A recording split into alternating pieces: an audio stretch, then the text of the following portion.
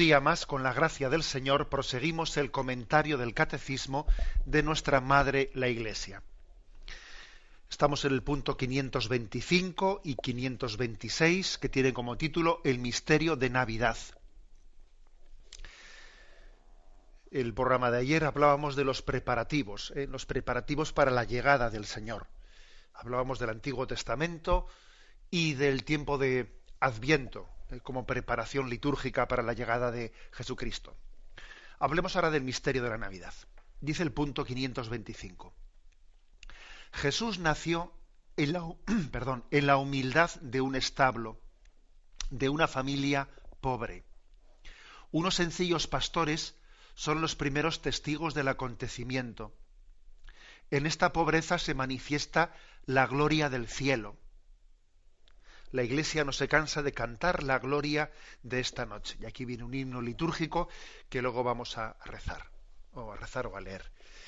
Bien, pero la primera afirmación, tenemos unos datos históricos, los datos históricos para saber que Jesús nació en una condición social pobre. Bien, es verdad que en los tiempos de Jesús, pues la sociedad estaba configurada pues de una manera en la que las clases humildes y pobres eran absolutamente mayoritarias. Quizás en nuestra sociedad occidental las clases pobres son minoritarias. Son mayoritarias las clases medias.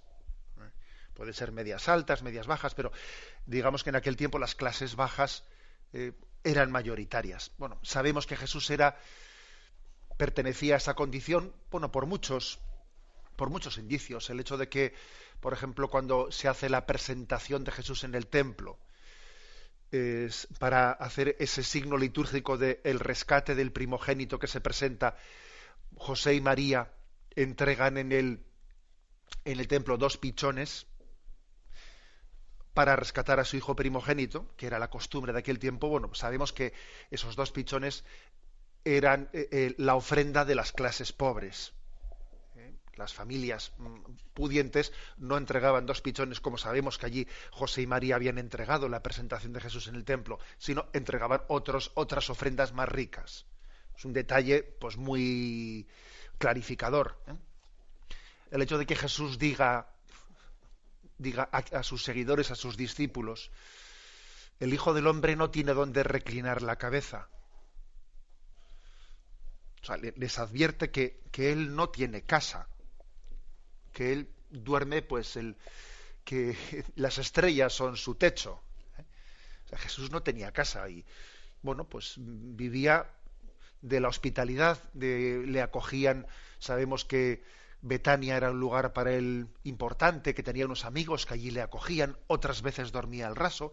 Él no disponía de una, digamos, herencia familiar, porque podía haberla tenido, pues no la tuvo. Quizás de aquí se puede desprender fácilmente que la casa de Nazaret, pues nunca quizás fue de ellos. Que vete tú a saber, ¿no? Es mucho suponer. O nunca fue de ellos y Jesús no la recibió como herencia, o se desprendió de ella y se la dio a los pobres. Pues no sabemos ese detalle. Pero tenemos los suficientes signos para saber que Jesús era de esa condición pobre y humilde. Es verdad que tampoco era pues una familia paupérrima, porque uno cuando lee, pues hay un libro muy interesante de un tal Joaquín Jeremías, no es católico, es un autor protestante, pero que él estudió en un libro que es muy, emblemático, la Jerusalén de los tiempos de Jesús, cómo eran las clases sociales, cómo era, etcétera, etcétera, ¿no? Entonces está claro que ser, entre comillas, carpintero. La verdad es que la palabra carpintero no viene en la Sagrada Escritura. Nosotros hemos dicho la palabra carpintero, pero más bien se habla de la palabra de ser un trabajador, ¿no? Un trabajador, un artesano, para entendernos, ¿no? Un artesano que podría ser un carpintero. Pues si hubiese sido un artesano de Jerusalén, pues hubiese sido prácticamente de una clase media. Bien, pero no era un artesano de Jerusalén, era un artesano de un pueblillo pues muy perdido que es Nazaret, ¿no?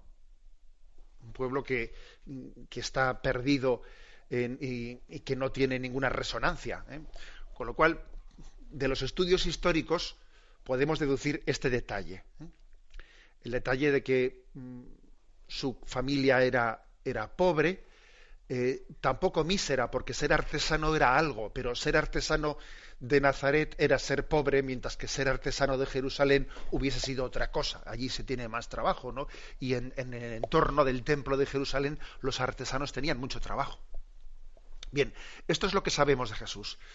Tiene su importancia, porque es verdad que el hecho de que él naciese en un contexto social pobre y humilde, sin duda alguna, tiene una razón de ser. Y es que así es una condición más adecuada para la revelación de Dios. Dios revela mejor su misterio en la pobreza que en la riqueza humana. Lo revela mejor. Cuando después las bienaventuranzas dicen, ¿no? Bienaventurados los pobres de espíritu, dice una versión. Y la otra versión dice, bienaventurados los pobres. Es curioso, ¿no? Porque de las dos versiones de las bienaventuranzas, una, si no me equivoco, la de San Mateo, añade pobres de espíritu, y la otra dice los pobres, sin matizar. Lo cual quiere decir que hay una relación entre pobres y pobres de espíritu bastante grande. No se identifica ser pobre o ser pobre de espíritu, pero tiene una relación muy grande. No es fácil ser pobre de espíritu siendo rico, no es fácil. Es una dificultad para ser pobre de espíritu. Aquí por pobre de espíritu entendemos, no me digáis como aquel joven que estaba yo en una ocasión en la catequesis de confirmación y les pregunto a los chavales, ¿sabéis qué significa pobre de espíritu? Y se quedan así mirándose y va un chaval y dice, pobre de espíritu es el que suspende en religión. Me dijo, no. Y bueno, pues la verdad es que me reí un rato con ellos y les dije, hombre, que no, que pobre de espíritu no quiere decir precisamente ser rico espiritualmente. Pobre de espíritu es aquel cuyo tesoro es Dios, que Dios es tu tesoro. Pobre de espíritu es aquel que entiende que solamente hay algo en lo que merece poner plenamente el corazón, ¿eh? Que es en Dios. Bueno, pues a lo que voy, es que el hecho de que unas bienaventuranzas digan bienaventurados los pobres y en la otra versión se diga bienaventurados los pobres de espíritu, claro, se nos está dando a entender que no basta únicamente la pobreza material. Una persona puede ser pobre y puede tener un corazón cerrado a Dios. Pero es verdad que para poder ser pobre de espíritu, para tener tu tesoro en Dios, ayuda bastante el ser pobre. Porque el ser rico pues, conlleva muchos riesgos, que pongamos el corazón en las riquezas, claro. Bueno, pues esta es, digamos, la afirmación primera, de este punto 525. Jesús nació en una condición humilde. El hecho de que naciese en un establo, el hecho de que el nacimiento en Belén, que por cierto, lo digo de paso, el nacimiento de Jesús en Belén, que es gratuitamente, injustificadamente, no puesto en duda por algunos autores, porque dicen, claro, pues que el nacimiento en Belén, eso es una interpolación que pone ahí el Evangelio, pues para hacer coincidir con la profecía de que nacería en Belén. Bueno, ¿y qué datos tienes tú basándote en eso para decir que el dato del nacimiento en Belén no es histórico? O sea, que lo digo para que, bueno, pues obviamente no es una herejía el que alguien diga que Jesús no naciese en Belén. Hombre, herejía no es, porque no es un dato que esté sometido al dogma, pero no hay ninguna razón para negar tal cosa cuando el Evangelio pues, la afirma, ¿eh? Jesús nace en Belén por unas circunstancias concretas, y es que se ha llamado a los habitantes de Judea a hacer un censo. Hacer un censo. Y entonces acuden cada uno a su lugar natal para recontarse. Hacer un censo era pues un signo de poder y un sometimiento y una humillación. Un signo de poder por parte de los romanos y de las autoridades para decir, te recuerdo que aquí mando yo y ponte en fila que te voy a contar. Os voy a enumerar uno por uno. Hacer un censo en aquel tiempo no era tanto para que tú tuvieses derechos, sino para recordarte tus deberes. ¿Eh? Hoy el censo tiene otro significado, pero es que en ese momento, estando pues la tierra de Jesús invadida por los romanos, el censo era sencillamente para pagar impuestos y pagar tributos. Luego, el censar era un signo de dominación, de poder, y era un signo de, bueno, un signo no, era la realidad de estar sometido y estar humillado, dicho sea de paso. El hecho de que José fuese, claro, pues como era de la estirpe de David y él era de Belén, sube a Belén para hacer el censo y allí se encuentra con que no tiene posada, pues otro que tampoco tiene casa. Quiere decir que, bueno, pues no tiene casa, no tiene hogar, pues sería oriundo de Belén, pero el caso es que allí tuvo que nacer, o sea, que tuvo que ver cómo su hijo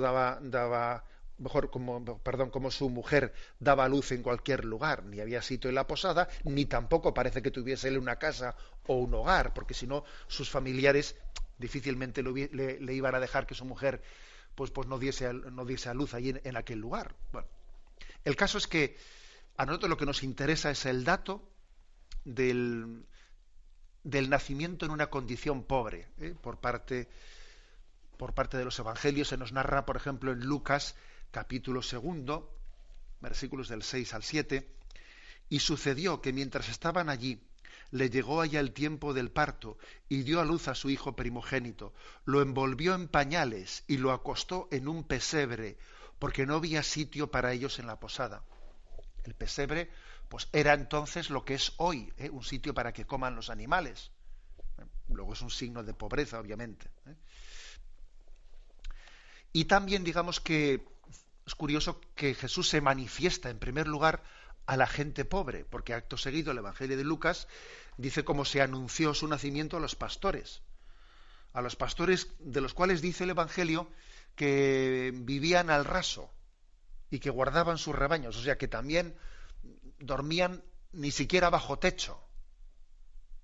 También era gente pobre.